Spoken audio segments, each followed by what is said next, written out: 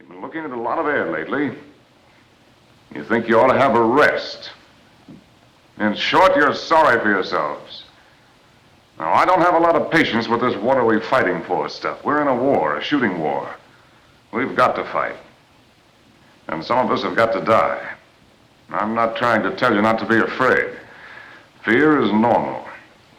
But stop worrying about it and about yourselves. Stop making plans. Forget about going home. Consider yourselves already dead. Following my review of the Ministry of Ungentlemanly Warfare, I really felt the need for a palate cleanser. And with all the talk and hype recently over Masters of the Air, I decided to review a film that many of you may never have seen. A film that in its day was groundbreaking in its portrayal of war, and yet doesn't get quite the attention it deserves today. I'm talking about 12 O'Clock High. So, what did I think?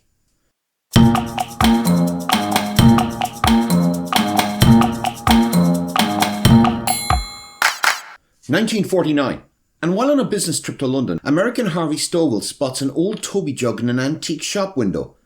A Toby jug from Stovall's past that triggers memories of the war and Harvey's time as adjutant of the 918th Bomb Group and his commanding officer, General Frank Savage. You know, there's a common trope in British pop culture about how in American war films from the 40s and 50s, the Yanks claim to have won the war single-handed. Except, looking back almost 80 years later, you have to say, that's not exactly true. Now, while both countries produced classics during the war, British films such as On Which We Serve, The Life and Death of Colonel Blimp, and The Way Ahead emphasised the basic decency of British life, the sense of fair play. But you damned young idiot, war starts at midnight, haven't you been told? Oh, yes, sir. That's why we're here. But may I ask on what authority? On the authority of these guns and these men, sir. Authority! Authority! How dare you, sir? American films, on the other hand, were strangely far more pessimistic in their patriotism. Films like The Fighting Sullivans, Sahara, Five Graves to Cairo, and Bataan, which, although celebrated the righteousness of the cause, also emphasised the sacrifices that would need to be made in order to win. Come on, suckers! What's the matter with you? What are you waiting for? Didn't think we were here, did you, you dirty, rotten rats? We're still here, we'll always be here! Why don't you come and get it?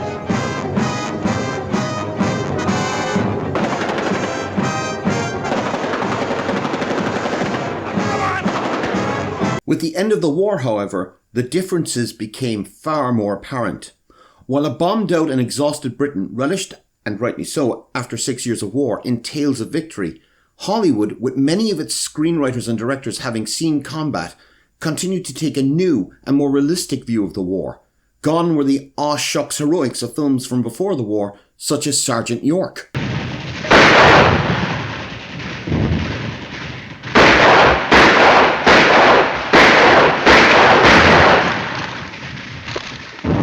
Will get you 10, that guy knocks off your whole sauerkraut army. Replaced by films that, although restricted by the Hays Code, a code so ridiculous that over a decade later it would still cause problems for Hitchcock with this moment from Psycho.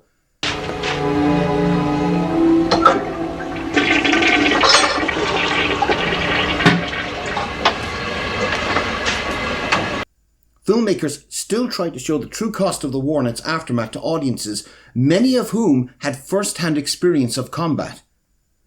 Films such as Best Years of Our Lives, Battleground, The Men, and the topic of this review, 12 O'Clock High. What's the matter, Ma? It's nothing. It's just that your Ma's so glad to see you home. Yeah, I know. From the moment we see a struggling B-17 crash land, its blood-soaked pilot emerging from the hull a mentally shattered man, the image a far cry from the heroics of films such as Air Force and 30 Seconds Over Tokyo. We realise, as audiences in 1949 who would have been seeing this for the first time would have, that this was a very different kind of war film, both visually and in its dialogue. We mustn't go back. Easy with his right leg, it's broken. Got Easy now. Easy now. You'll have to hold him. We gotta be careful. I've been sitting on him. I wouldn't believe it if I wasn't looking at it. You can see his brain. This would be no tale of Saturday Night Daring Do, but the first real portrayal of the grim struggle of the air war over Europe in 1942. And perhaps the first film to truly capture the psychological cost of the war to Americans. Bishop, leave him alone. He's had enough today. Leave him alone, can't you? Years, no decades before the slightly over-the-top performances we got in the glut of Vietnam War movies of the 80s.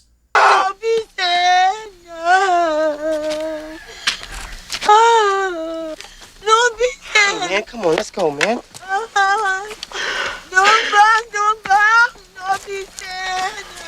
This was the first film to truly show soldiers, from gunners to generals, being pushed to the breaking point by the order maximum effort, some going so far as to take their own lives.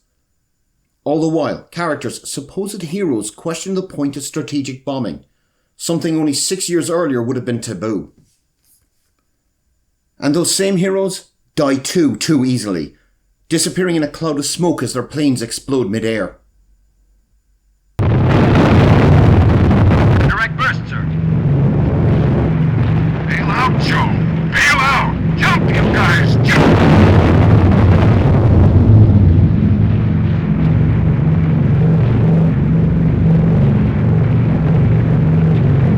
No heroic send-offs, no tributes or funerals, just a few words muttered to confirm there will be no return of the hero. Max had it.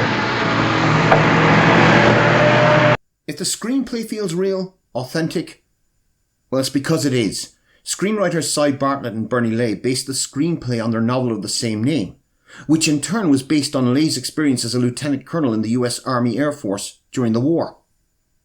This sense of authenticity is only added to by the fact that producer Darrell F. Zanuck ordered Lay and Bartlett to drop all romantic subplots from the novel. This was to be a story of men at war. You can almost sense the panic Fox's advertising department must have felt at the time. In the poster, front and centre, is what appears to be a romantic scene between Peck and a young nurse. In reality, it's a hospital scene, and that nurse is the only woman in the entire film. Anyone in particular you'd like to see, sir? Well, no thanks, Lieutenant. Just looking around. You go right on with what you were doing. Yes, sir. And yet Zanuck was right, as was his decision to hire director Henry King. King, who had been by this time directing pictures for 34 years, had gained the reputation for being reliable, and was best known for his work with Tyrone Power on pictures such as Jesse James and A Yank in the RAF. In fact, he had been quoted as saying, "Motion pictures are less about art than about storytelling."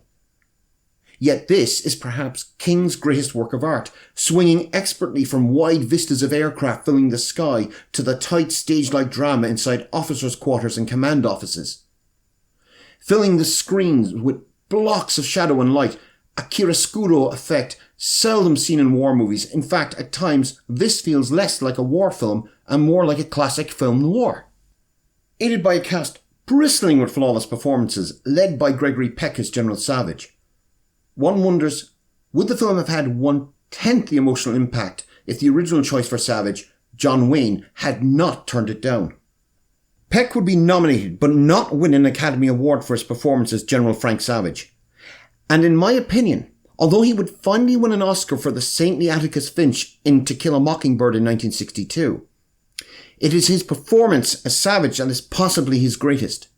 Beneath a stern, unwavering facade is a decent man, but a man beginning to crack under the pressure. What's the matter, sir? I don't know. Are you sick, sir? Arm, something's wrong. It won't work. But when it comes to performances, the film belongs to Dean Jagger as Major Harvey Stovall. Jagger took a huge career risk playing a middle-aged major too old to fight. The story was that Zanuck pressured Jagger to appear without his wig, a gamble with his career in the 40s that could have gone badly wrong. But the gamble paid off. Jagger's performance is sublime, an officer and a man who is never afraid to show his humanity. In particular, an opening scene where as the memories begin to come floating back, he struggles to hold back tears. In an era where real men did not cry on screen, this moment is not only moving, but astonishing, and really is proof why Jagger took home the Oscar for Best Supporting Actor that year. You red tape adjutants are all alike. That's right, sir. But Harvey, there can be trouble in this. I don't think so, sir. I never heard of a jury convicting the lawyer.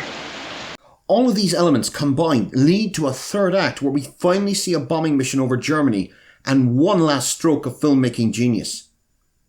Originally, 12 O'Clock High was to be filmed in colour, but by choosing to film in black and white, King, with his legendary editor Barbara McLean, were able to painstakingly edit actual combat footage into the film, ensuring that the life and death struggle we see on screen is not some game of Hollywood pretend, but very, very real. Order! Order! Order! With an ending that was considered shocking in 1949. After all, screen heroes barely bled, never mind have full nervous breakdowns. This was a level of realism never seen before on screen, a level of realism that led the United States Air Force to use 12 O'Clock High for decades as a teaching example of leadership. The film was a moderate success, but it would be years before its importance was recognised as one of the great war films. And it is important, because it isn't some tale of guts and glory, of bravery against all odds. It's a story that tells of the bravery of ordinary men who fought in the skies above Europe in 1942, and just how, like all of us, they were flawed. They were human. Now, 12 O'Clock High is available on multiple platforms, including YouTube. If you've seen it before, I strongly suggest you see it again. And if you haven't, after seeing this review, you have no more excuses. Go watch it. Please, sir, I want some more. More? All right, stop it. Stop it right there. Go on, fill up the bowl. And if you liked this episode of So What Did I Think and want to see more, please click like and subscribe. Remember, always subscribe. Thanks for watching.